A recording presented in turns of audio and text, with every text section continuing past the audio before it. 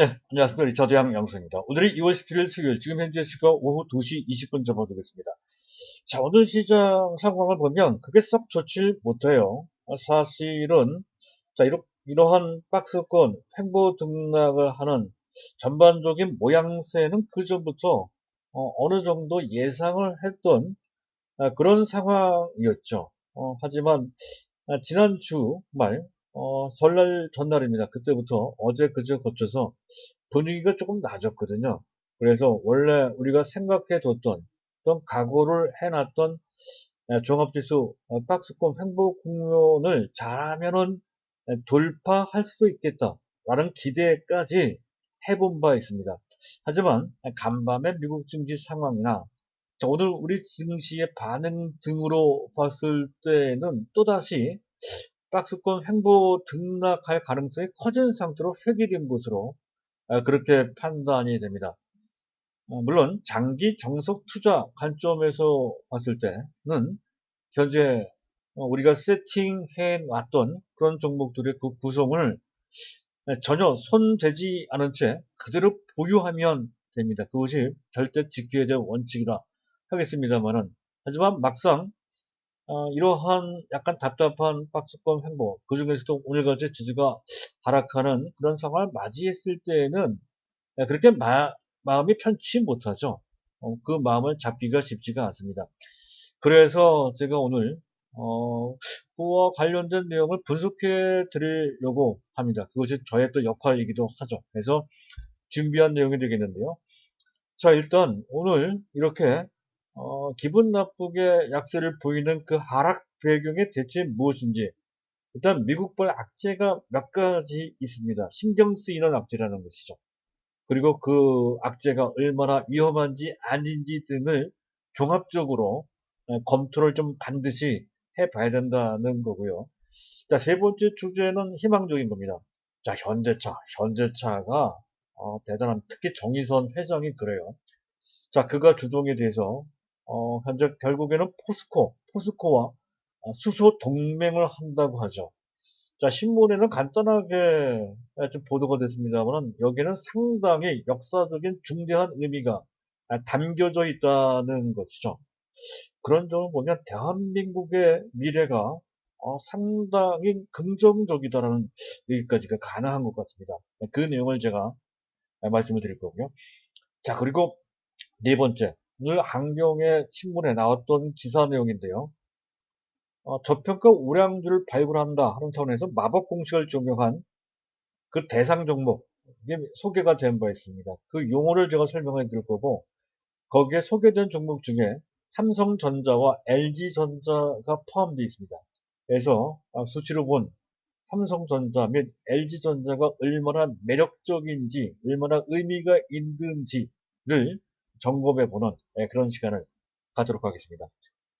자, 일단 순서에 맞춰서 말씀드리기 전에 간단하게 안내 말씀드리도록 하겠습니다. 제가 말씀드리고 있는 그런 내용과 관련해서 또는 현재 보유하고 계신 종목이나 또 시장 전략과 관련된 어떤 문의사항이 있으신 분들은 보고 계신 화면의 우상단에 연락처 010-2420-053이 나가고 있죠. 이쪽으로 연락을 주시면 되겠습니다.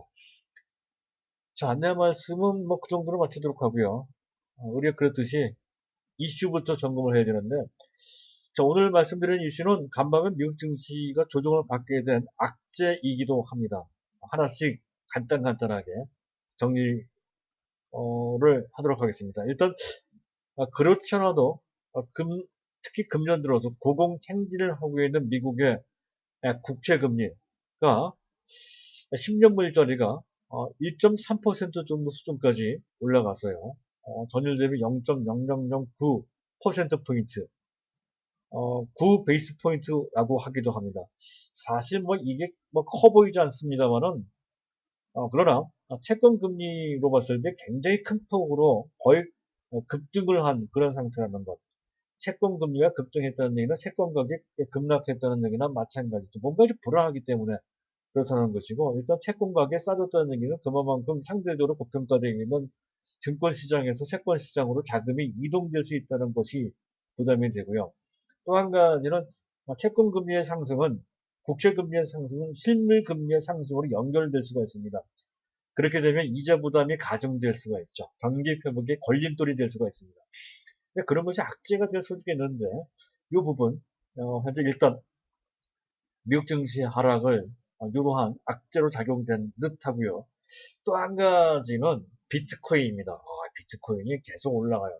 이 부분과 관련돼서는 이미 말씀을 드린 바 있었죠. 5만 불 정도까지는 그렇게 어렵지 않게 올라갈 것이 됐던 건데 그렇게 됐습니다. 자, 제1차 경계 가격이죠. 그 정도 수준까지 올라왔는데 제2차 경계 가격은 7만 불입니다. 자, 시장에서는 10만 불 정도까지 올라간다고 하죠. 특히 테슬라가 참여하고 모건 스탠리 등의 일부 금융사가 참여한다는 그런 소식이 전해지면서 계속 올라간다는 건데 이게 계속 올라가는 게 결코 바람직하지가 않습니다. 특히 금년 들어서 73%나 올라갔어요. 그거는 좀 이상합니다. 어쨌든 부담이 되고요. 자, 그리고 테슬라와 관련돼서는 계속해서 거품론이 나오고 있죠.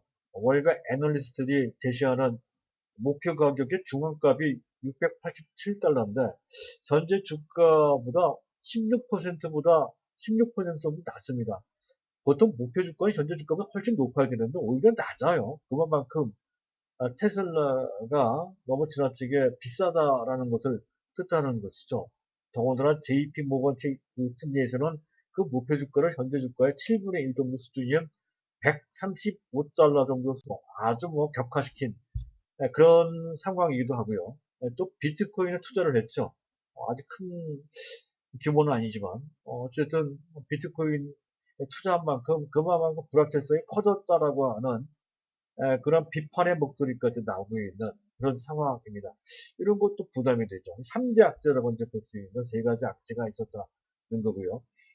또 한 가지 이슈는 WTI 가격이 1.14% 올라가서 결국 60.16달러 정도 수준까지 올라왔어요. 날씨 영향도 좀 있는 것 같습니다. 어쨌든 추세적으로 계속 상승세에 있다는 건데 이건 이제 긍정적이죠. 어쨌든 흐름으로 봤을 때 배럴당 70달러 정도 수준까지 계속 올라갈 것으로 예상되는 상황이고요. 그게 됐을 때 그와 관련된 정제 마진 및 석유화학 제품의 스프레드가 올라간다는 것이고 이것은 우리의 LG화학, 하나솔루션 조금 더 나간다면 SKC의 실적에도 긍정적인 영향을 미치는 그런 상황으로 그런 것으로 이해를 하시면 될 것 같습니다. 자, 여기까지 WTI 가격은 괜찮은 것 같아요. 네, 시장을 잠깐만 보시도록 하시죠. 일단 원달러 환율이 1107원. 잠깐 차트를 보실 필요가 있겠네요. 차트상 오른쪽 하단에 있는 차트가 원달러 일봉 차트의 모습인데 전일 대비 약 6원 정도 올라간 모습이 다소 좀 불안한 측면, 경계를 해야 되는 그런 신호로 인식이 되기는 하지만 아직 큰 것도 아니고요. 오늘 자체 일봉의 모습이 음봉이죠. 그래서 큰 문제는 되지 않는 것 같습니다. 일단 그 정도 넘어가시면 될 것 같고요. 현재 우리 증시 주변 증시인데 현재 최근에 급등했던 니케이 지수가 아주 큰 폭으로 내려가는 것도 아니고요. 나스닥 선물 개장 초 우리 증시에 부정적인 영향을 줬던 나스닥 선물 현재 이시가 거의 보합권 근처로까지 그 낙폭을 회복하는 모습이어서 그것도 이렇게 나쁘지는 않네요. 그렇다고 한다면 개념적으로 특히 파생상품 변수와 관련돼서 우리 증시가 크게 밀렸다는 것을 짐작할 수가 있다는 것이죠. 그와 관련된 수급을 한번 체크를 좀 해보도록 하죠. 이게 이제 문제가 됩니다.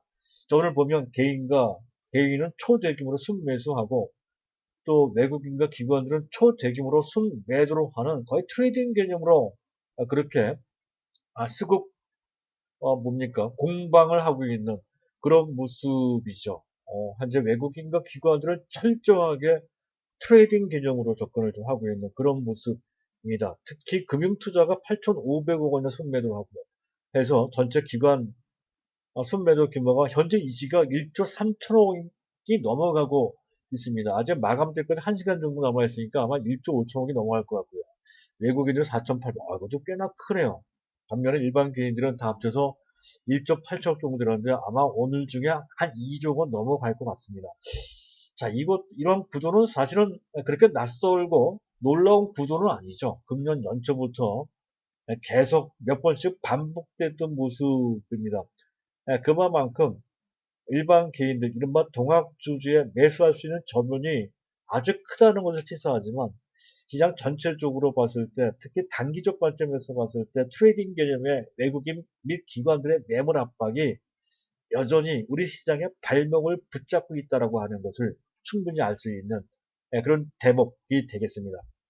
또 한 가지는 역베이시스가 확대가 됐죠. 이게 다소 단기적으로 부담이 되는 영역입니다. 베이시스가 마이너스 0.3 정도 돼야 정상인데 지금 마이너스 1 이하로 마이너스 범위로 확대되어 있는 상황이고요. 그와 관련돼서 프로그램 매도가 엄청 쏟아지는 상황이죠. 벌써 1조 3천억 정도나 쏟아지는 모습인데요. 현재 보고 계신 화면에 왼쪽 하단에 표가 보이죠. 잠깐 차트를 한번 보시도록 하시죠. 차트를 보시면 갑자기 오른쪽 맨 끝에 있는 현재 파란 선의 막대 그래프 아래쪽으로 크게 그려져 있는 것을 볼 수가 있습니다. 초대 규모로 프로그램 매도가 쏟아져 나오고 있음을 보여주는 그런 그림이라고 볼 수가 있겠습니다. 이런 식이라고 한다면 지수가 탄력적으로 올라갈 수가 없다는 것이죠. 근본적인 문제가 있는 것도 아닌데 어쨌든 이러한 상황이 나온다 했을 때에는 지금 당장 그것을 해결할 수 있는 모종의 긍정적 변화가 없을 때에는 계속 이런 식으로 막힐 수밖에 없는 상황이다 하는 것을 짐작할 수가 있을 것 같습니다. 바로 이 점 때문에 종합지수는 또다시 갇힌 상태가 됐다라고 볼 수 있는 그런 상태라는 것인데요. 자, 여기까지 읽어보시고요. 일단 객관적으로 봤을 때 현재 상황은 좀 막혀있다. 종합지수가 당분간 박스권을 피하기가 좀 어려운 상태다 하는 관점. 반드시 그런 것은 아니죠. 그럴 소지가 좀 높아진 상태다 하는 식으로 약간 현재 기대를 했던 그 마인드를 약간 접고 기대치를 좀 낮춰서 좀 볼 필요가 있다는 것이죠. 추세적인 관점 뭐 전혀 문제가 좀 없다는 것이 물론 결론입니다. 자, 리스크를 잠깐 분석을 좀 해보도록 하죠. 지금 현재 앞서서 얘기했던 뭡니까 미국 국채금리. 자, 이것과 관련된 그 전에 이제 몇 번 말씀드려서 구체적인 것은 생략하도록 하겠습니다. 사실은 아직은 우려할 만한 경계선 1.5% 정도 수준까지는 올라오지 않았죠. 그리고 지금 최근에 미국 국채금리가 올라가는 그 일견에 두 가지가 더 작용이 됩니다. 한 가지는 그만큼 경기 회복 속도가 빠르고 전반적으로 뚜렷하게 그 모습이 나타나고 있다는 것 하나하고요. 또 한 가지는 현재 미 정부의 적극적인 부양책이 통과되기 직전이므로 대규모 채권이 발행될 테니 채권이 많이 발행되면 채권 가격이 떨어지고 채권 금리가 올라가죠. 그것 때문에 그런 거니까 반드시 나쁜 것만 있는 것은 아닙니다. 물론 너무 많이 올라가는 것은 경계를 해야 되겠지만 아직까지는 괜찮다라는 것이고요. 자, 비트코인 급등은 현재 가장 신경 쓰는 주요 인물은 ECB 현재 전 총재인 라가르드 총재입니다. 그분이 예의주시한다는 그러한 소식이 계속 전해지고 있죠. ECB뿐만이 아닙니다. 미국 금융당국에서 예의주시하고 있습니다.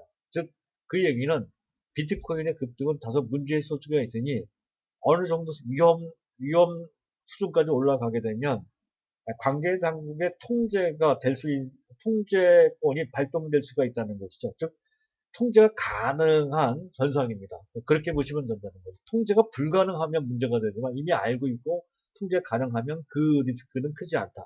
이렇게 보시면 되고요.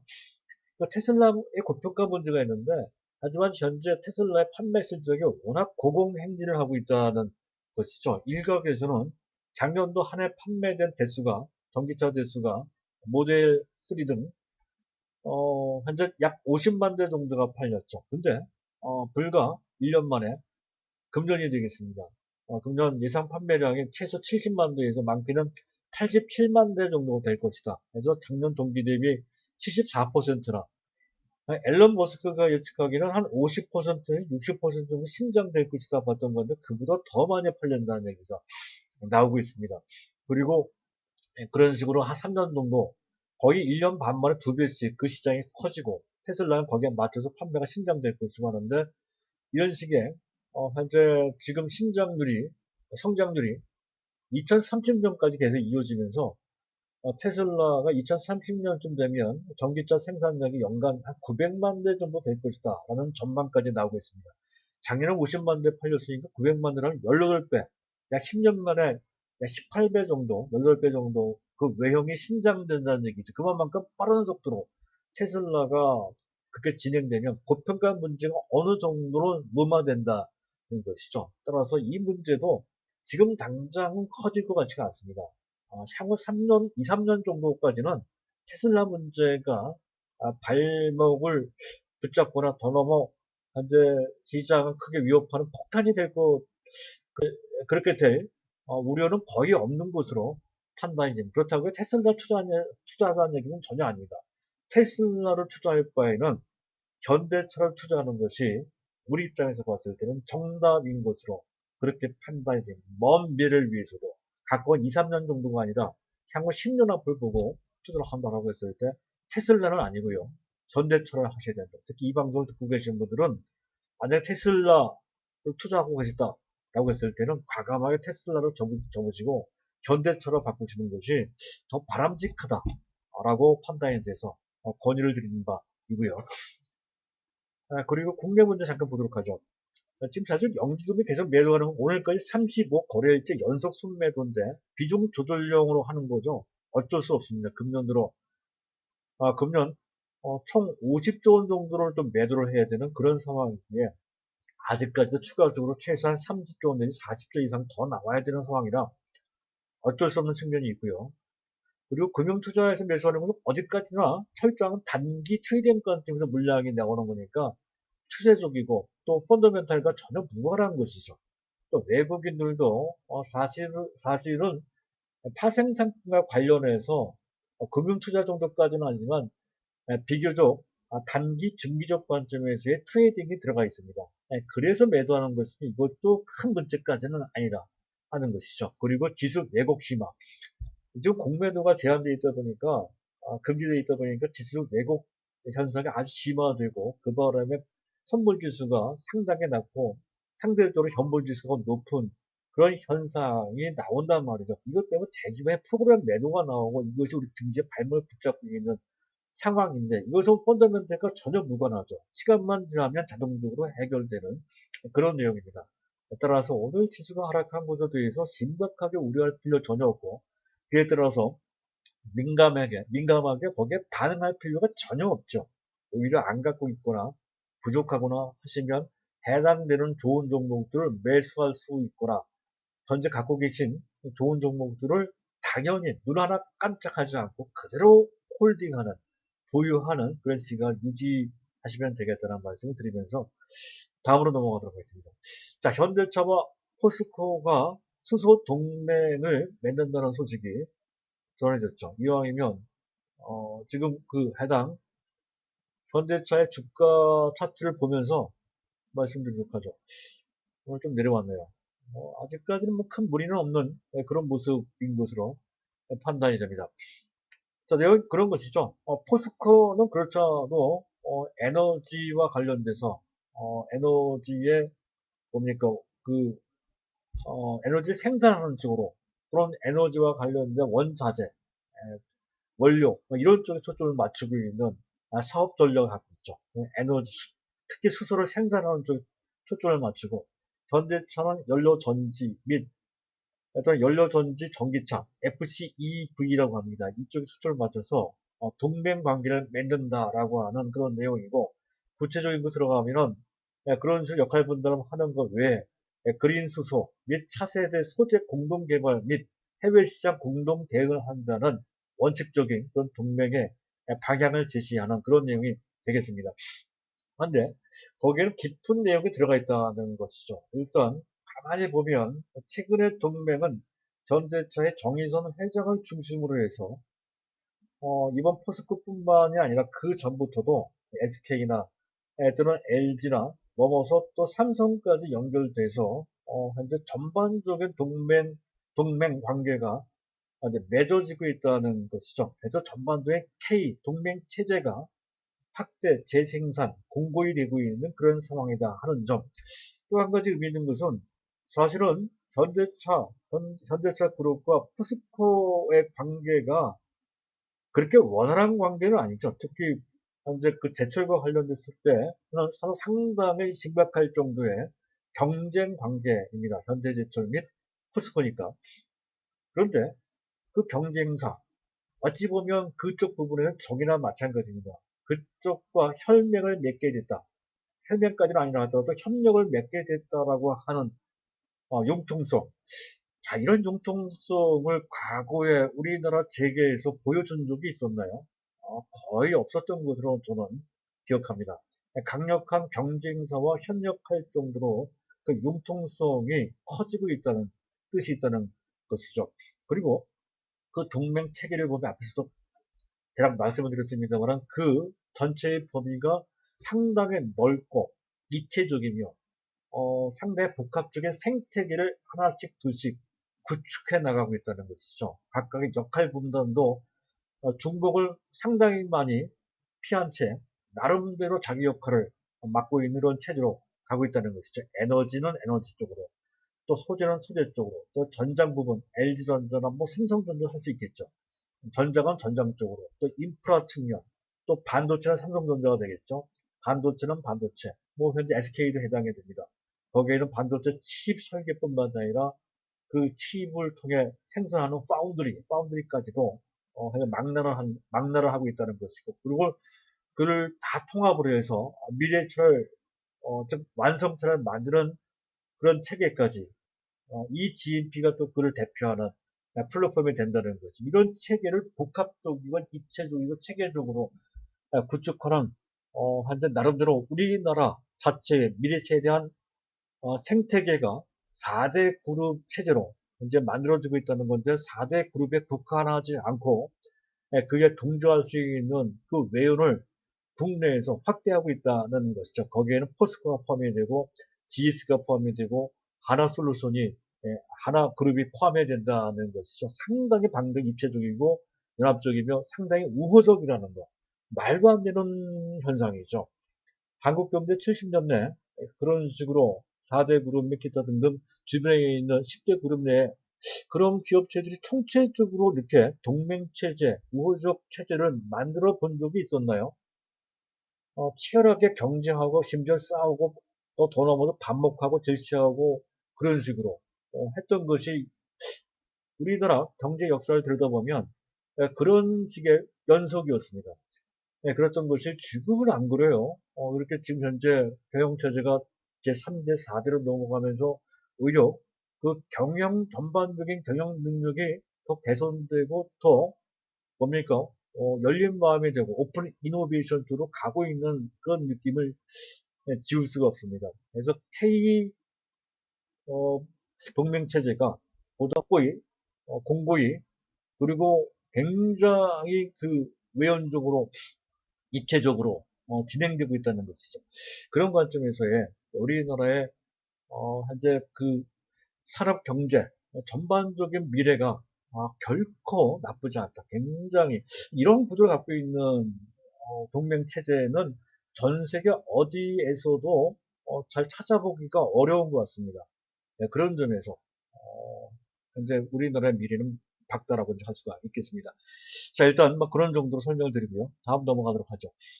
자, 마지막으로 좀 말씀드릴 것은 뭐 어, 공부한다는 차원에서 제가 준비한 내용이 되겠는데요. 자, 일단 뭐 한국경제신문 아침 신문에 나왔던 마법 공식에 대한 저평가 우량주를 찾는다는 그런 내용이 된다는 건데 아마 일반 개인들이 이해 못하시는 것들이 있어서 용어풀이를 좀 하고 넘어갈까 합니다. 향후 3년 연평균 EPS 알고 계시죠? 주당 순이익입니다. 증가율. LG가 26.9%, 맨 밑에 삼성전자가 27.4%. 다 알만한 종목들이죠. 눈에 띄는 종목이 하나 있죠. LG전자 334%. 이건 말이 안 되죠. 이건 아마 그 기준 연도가 워낙 나빠서 그 기저 효과 때문에 그런 것인지 잘못 계산된 건지 잘 모르겠는데 일단 334% 연평균 1년에 4배씩 성장하는 건 말이 안 되고요. 아마도 33% 정도 될 것 같습니다. 33% 정도. 그 정도를 약간 감안해서 보시면 될 것 같고요. 또 한 가지 놀라운 것은 LG 이노텍이 애플과 관련돼서 더욱 그런 것 같고, 전장과 관련돼서도 그런 것 같아요. 75%나 연평균 EPS 성장률이 75%라고 된다는 거죠. 이거는 놀라운데요. 네, 그렇다고 해서 LG 이노텍을 또 우리 포트폴리오에 집어넣으실 필요가 없습니다. 왜냐하면 우리는 LG전자를 갖고 있습니다. LG전자. 지금도 늦지 않았습니다. LG전자는. 그래서 그냥 참고 삼아 LG 이노텍도 괜찮더라 하는 정도로 보시면 된다는 거고요.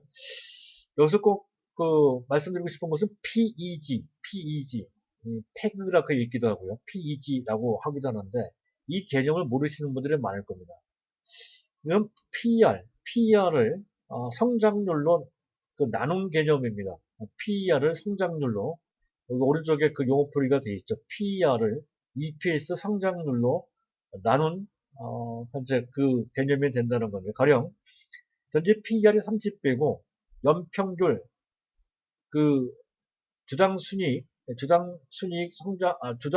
성장률이 30%라고 한다면 그 30배를 30으로 나누면 1이 되죠. 그게 이제 PEG라고 이렇게 정의를 내린 겁니다. 만약에 PER이 180배요. 지금 삼성바이오로직스가 그 정도 되죠. PER이 30배인데 연평균 이익 성장률이 50% 정도, 아마 그 정도도 안 될 것 같은데, 일단 50%라고 가정했을 때, 라고 한다면, 180 나누기 50 하면 3.6이 나오죠. 3.6. 지금 아마 삼성바이오로직스가, PEG, 태그가 3.6배, 3.6배 정도 수준이 된다는 얘기가 되는 거죠. 보통 1 이하면 나쁘지 않다, 좋다라고 합니다. 근데 삼성바이오로직스는 3.6배가 되니까 아무리 성장률이 높다 하더라도 워낙 PER이 높아서 좀 부담이 된다는 측면으로 해석될 수 있는 그런 내용 정도가 되겠습니다.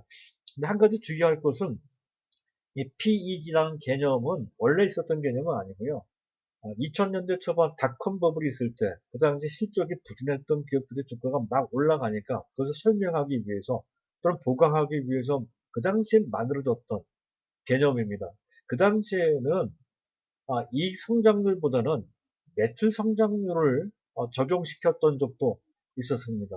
왜냐하면 이익이 잘 나지 않았기 때문에 그래서 이익 성장률이 거의 없었거든요. 그래서 매출 성장률을 갖고 지금도 그런 종목들이 있죠. 쿠팡이나 또는 뭡니까 테슬라도 마찬가지가 되고요. 국내 기업 둘째 기업들 중에서 사업 파트로 본다면 전기차용 2차 전지가 최근까지도 계속 적자를 봤던 어, 그런 상태였었죠. 그런 부분이나 그런 업체들을 대상으로 해서는 PEG라는 개념이 도입이 됐던 건데요. 그 당시 PEG라는 개념을 억지로 설명한 측면이 좀 있어서 오히려 그런 내용으로 그 주가를 합리화하는 것 자체가 문제다라는 그런 그 지적이 좀 있었습니다. 근데 지금은 좀 다르죠.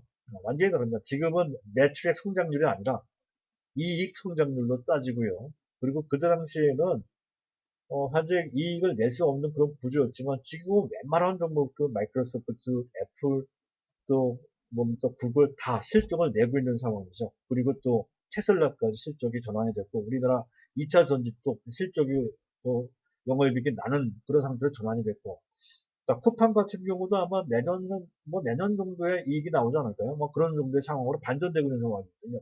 그래서 그때 당시 그 지적을 지금의 도입을 해서 패그라는 말이 나온 것 자체가 문제가 있다는 그 시각을 가질 필요까지는 없을 것 같습니다. 중요한 것은 패그의 개념만 이해를 좀 하시면 될 것 같고요. 어쨌든 PER을 성장률로 낳는 그런 개념인데 잠깐 보도록 하시죠.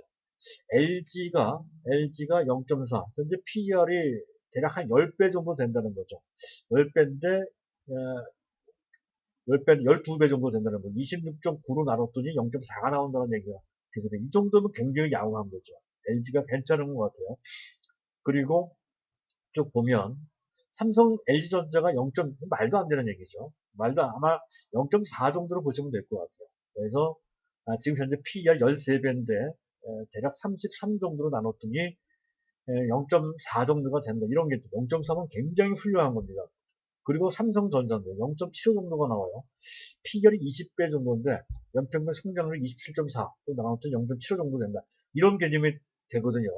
이것도 아주 훌륭합니다. 작은 종목도 아닌 세계적인 거대 기업인데, 근데 지금 연평균 이익 성장률이 27.4가 되고 PEG가 1배가 안 된다? 이거는 미국에 있는 IT 기업에 비해서는 굉장히 우량한, 미국에 있는 대부분의 IT 기업들은 다 1배뿐만 아니라 2배, 3배가 넘어가는 게 수두룩한데, 삼성전자는 그보다 훨씬 낫죠. 상대적으로 훨씬 저평가되어 있다는 것을 뜻한다라고 할 수가 있겠습니다. 이것만 봐도 상당히 매력적이다 하는 것을 알 수가 있고요. 자, 마지막으로 ROIC, 투하자본 수익률이다 하는 건데요. 투하자본의 개념부터 알아두실 필요가 있습니다. 투하자본이라는 것은 원칙적으로 말씀드리면 총자산, 자본 플러스 또 차입자본이라고 얘기를 하죠. 부채까지 포함한 전체 자산을 총자산이라고 합니다. 그 총자산 중에서 업무에 쓰이지 않는 자산, 비업무용 자산이나 그런 현재 무이자, 이자를 지불하지 않는 부채 같은 것이 좀 있습니다. 그런 것을 뺀 것, 즉 영업에 쓰이는 총자산을 뜻한다는 것인데, 보편적으로 아주 오래된 제조업체일수록 투하 자본이 클 수밖에 없죠. 그리고 소프트웨어와 같은 공장이 필요 없는 쪽이거나 그런 현재 지주회사 같은 그런 경우 투하 자본이 상당히 작습니다. 그래서 분모가 작다는 것이죠. 분모가 작기 때문에 투하 자본 수익률이 좀 높게 나올 수밖에 없다는 것이죠. 투하 자본 수익률이라는 것은 투하 자본 대비 현재 수익이 얼마만큼 나는지를 수치화시킨 그런 내용이 된다는 것인데, 자기 자본 수익률이라고 생각하시면 될 것 같습니다. 전체 자기 자본보다는 전체 자산 대비 수익률을 얼마만큼 잘 나오고 있는지를 보여주는 그런 수치 데이터라고 보시면 되는데, LG는 지주회사니까 당연히 그 투하자본 수익 ROIC, 로익이라고 하는 것이 높게 나온다는 거. NC소프트는 소프트웨어 업체니까 공장이 없으니까 당연히 투하자본이 작죠. 분모가 높게 나오는 건데 어쨌든 상당히 높게 나왔다는 거고요. 그걸 나눠서 비교를 하셔야 됩니다. 그리고 금호석유화학 이하는 전부 다 이제 제조업체들이죠. 공장이 다 있습니다. 다만 코웨이는 공장이 있다고 보기가 좀 어렵죠. 약간 좀 높게 나옵니다. 코웨이는 나머지는 다 공장이 있는 업체들이죠. 그래서 투하 자본이 클 수밖에 없는데, 놀라운 것은 삼성전자입니다. 삼성전자가 15.86 정도. 삼성전자의 투하 자본은 뭐 시설 투자가 엄청나게 한 만큼 어마어마하게 크죠. 거의 한 300도, 400도 됩니다. 그 정도로 큰데도 불구하고 현재 로익이 투하 자본 수익이 15.86 거의 16%가 된다는 것은 굉장한 성적이란, 물론 뭐 대만은 TSMC 높게 나오고 다 그렇습니다만은 어쨌든 삼성전자 상당히 높은 그런 투하 자본 수익률을 내고 있다는 것에서 그렇고, LG전자도 굉장히 크단 말이죠. 삼성전자의 법이 지지만 이 정도는 괜찮고요. 13.67배. 그리고 뭡니까? 지금 PER이 13배 정도밖에 되지 않는다는 거죠. 놀랍죠. 그렇게 많이 올라갔음에도 불구하고 여전히 PER 13배고 PEG로 계산하면 0.4 정도밖에 안 나온다는 거죠. 0.4. 이 정도 굉장히 훌륭합니다. 그래서 삼성전자든 LG전자든, 물론 이제 삼성전자, LG전자뿐만은 아닙니다만 어쨌든 신문 기사에 보도된 내용 중에 우리 종목에 포함된 것을 보면 이 두 종목인데, 이 두 종목이 현재 굉장히 이런 측면에서 매력적이라는 것을 검증할 수 있는 그런 자료가 돼서 따로 제가 이 두 종목에 관해서 설명을 드린 것이고요. 어쨌든 뭐 우리가 갖고 있는 종목도 다 좋은 종목들입니다. 그 중에서도 삼성전자, LG전자는 그런 측면에서 더욱더 매력적이다 하는 그런 정도 이해를 하시고 보시면 될 것 같습니다. 자, 오늘은 여기까지입니다. 감사합니다.